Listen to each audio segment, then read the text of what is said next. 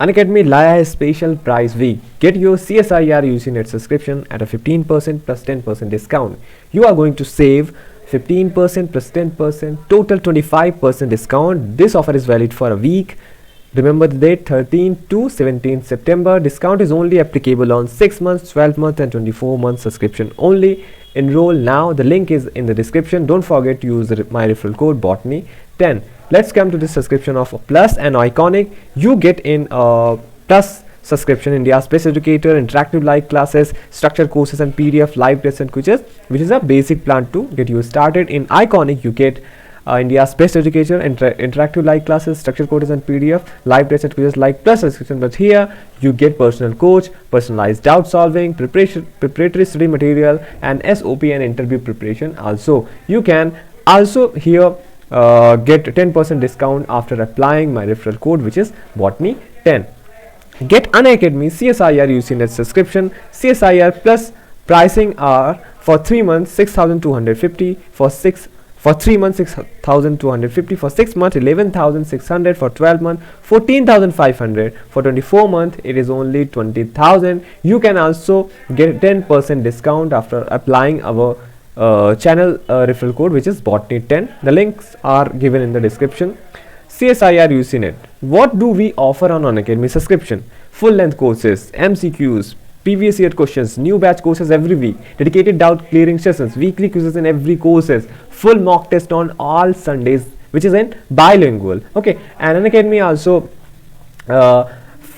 comes with for their Iconic learners now get access to research and interview guidance also. What will the program offer? Communication skill, presentation skill, language, research methodology, synopsis writing, project proposal writing, applications of statistical tool like SPSS and Origin, etc., review of research work, instrumentation, paper writing, journal and types, mock interview subject to demand. This program will be running in September. Okay, so links are given in the description. Unacademy has came with Accelerate. Unacademy Accelerate, your chance to win 100% scholarship on 1 year subscription for CSIR UCNet subscription.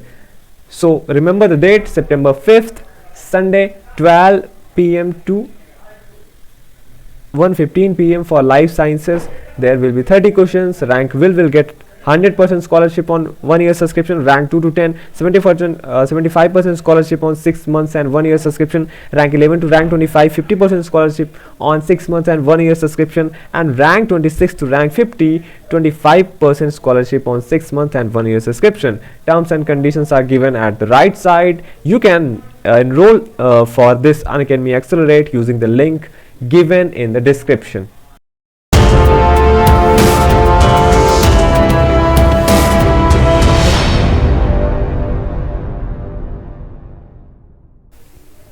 Hello friends, welcome to channel masters of botany again. मैं हूं आपका दोस्त विनय कुमार सिंह और इस video में हम बात करेंगे उड़ीसा के कॉमन पीजी एंट्रेंस एग्जामिनेशन जो हुआ आपका 2021 का, उसके क्वेश्चंस का आंसर और एक्सप्लेनेशन। सबसे पहले क्वेश्चन पे हम चलते हैं। आपका क्वेश्चन आया था, ये टॉपिक एल्गी से पूछा गया था, the alga with multinucleated and siphonous vegetative thallus is. ठीक है, इसमें आपको बताना था कि कौन सा जो एल्गा आपका दिया हुआ है, ओडोगोनियम, वाउकेरिया और फ्यूकस, पॉलीसाइफोनिया, इनमें से कौन सा एल्गा है जिसका थैलस जो होता है वो साइफोनस होता है, मतलब जहाँ पे सेप्टा नहीं पाया जाता और मल्टीन्यूक्लिएटेड होगा ही। जब सेप्टा नहीं होगा तो पूरा का पूरा थैलस कैसा होगा, साइफोनस होगा, और मल्टीन्यूक्लिएटेड तो होगा ही होगा। ओके, तो अब आप देखेंगे ओडोगोनियम आप पढ़ेंगे, वाउकेरिया, फ्यूकस, पॉलीसाइफोनिया, तो सब में आपको सेप्टेशन मिलेगा। लेकिन एक जो यहाँ पे एल्गी है, option number B, which is Vaucheria. Vaucheria एक मल्टीन्यूक्लिएट एंड साइफोनस एल्गा है। पोजीशन की अगर हम बात कर लें तो ये भी आपको ध्यान में रखना चाहिए, एडिशनल ये डिटेल्स हैं कि वाउकेरिया एक एल्गी है जिसका प्लेसमेंट जो होता है ये डिबेटेबल है। फ्रिच ने इसे प्लेस किया था ऑर्डर साइफोनेस में, क्लोरोफाइसी में, वहीं स्मिथ जो थे इन्होंने इसको ज़ैंथोफाइसी में रखा था। तो ये डिटेल्स आप याद रखिएगा। बढ़ते हैं हम नेक्स्ट क्वेश्चन पे, question number 2, which is when the DNA of a phage is transmitted to the host there is a temporary period of disappearance of infectivity, such period is called. This topic belongs to microbiology. There are 4 options: eclipse period, incubation period, latent period and lag period. अब यहाँ पे आप question ध्यान से पढ़िएगा। जब phase का DNA host में ट्रांसमिटेड होता है। There is a temporary period of disappearance of infectivity, उसके बीच में आपको इन्फेक्शन का पता नहीं चलता। सच पीरियड इज कॉल्ड, इस पीरियड को क्या बोलते हैं? Eclipse, incubation, latent lag. देखिए ये क्वेश्चन जो है थोड़ा सा कंफ्यूजिंग है।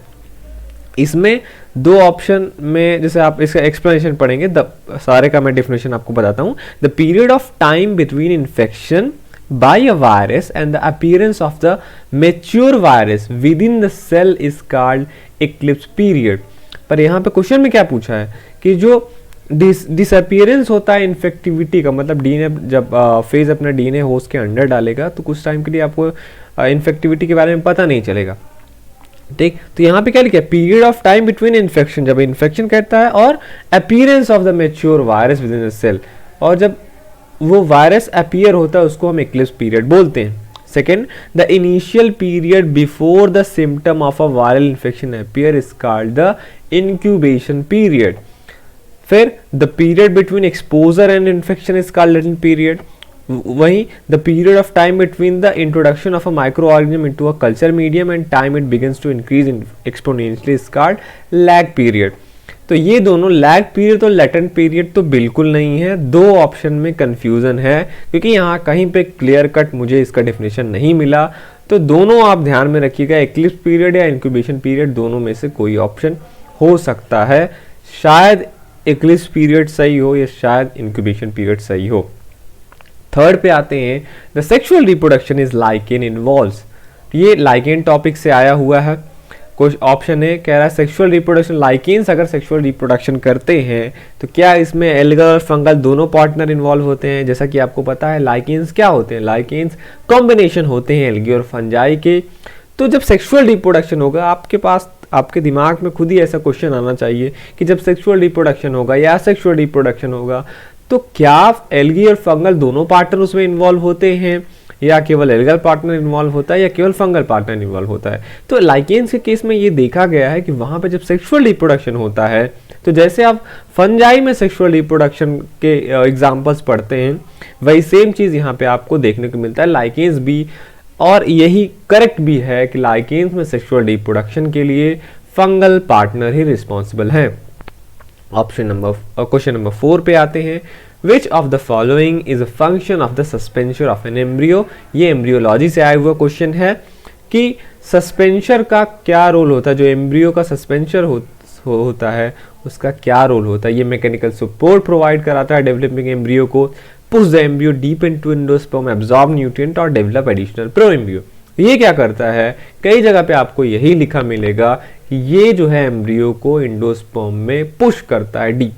ओके, क्वेश्चन नंबर 5 पे आते हैं। In an aquatic ecosystem the highest population of organism belongs to. कह रहा है एक्वेटिक इकोसिस्टम में हाईएस्ट पॉपुलेशन नीचे दिए गए जो ऑर्गेनिजम्स हैं किसका रहेगा? A phytoplankton, B aquatic weeds, small fish और जू प्लैंक्टन। आपको ये पता होना चाहिए। यहाँ पे क्या पूछा है? यहाँ पे आपसे क्वेश्चन में पूछा था कि किसका ज्यादा क्या रहेगा? पॉपुलेशन ज्यादा रहेगा। पॉपुलेशन मतलब इंडिविजुअल नंबर जो होता है वही आगे चल के वो क्या बनाते हैं? पॉपुलेशन बनाते हैं। तो वहां पे आप देखेंगे फाइटोप्लैंक्टन्स का नंबर बहुत ज्यादा होता है। अगर आपने नंबर ऑफ पिरामिड पढ़ा होगा तो उसमें क्या होता है? फाइटोप्लैंक्टन पर यूनिट एरिया में बहुत ज्यादा नंबर में रहते हैं, इसीलिए यही करेक्ट होगा। क्वेश्चन नंबर 6 पे आते हैं। In plant cell the non cellulosic polysaccharides, pectin, lignins and phenolic substances are present in. कह रहा है जो नॉन सेलुलोजिक पॉलीसैकेराइड्स हैं, पेक्टिन्स, लिग्निन्स और जो फिनोलिक सब्सटेंसेस हैं, ये कहाँ पे प्रेजेंट होते हैं? तो देखिए प्राइमरी सेल वॉल में सेलुलोजिक मटेरियल्स रहते हैं, वही मिडिल लैमिला, एक्चुअली ये जो चीज़ें यहाँ पे दी हुई है ये सब मिडिल लैमिला के कंपोनेंट है। इंटरवॉल स्पेस में ये चीज़ें नहीं रहती, ना तो इंटायर सेल वॉल में रहती है। They are mainly present in middle lamella. और क्वेश्चन नंबर 6 पे आते हैं। The primary centres of origin and secondary centres of diversity of crop plants were propose by. आप हमेशा से ध्यान में रखिएगा, ये टॉपिक है कौन सा? सेंटर्स ऑफ ओरिजिन जब भी आए तो आप वेविलॉव का नाम कभी मत भूलिएगा। इन्होंने ही क्या किया था?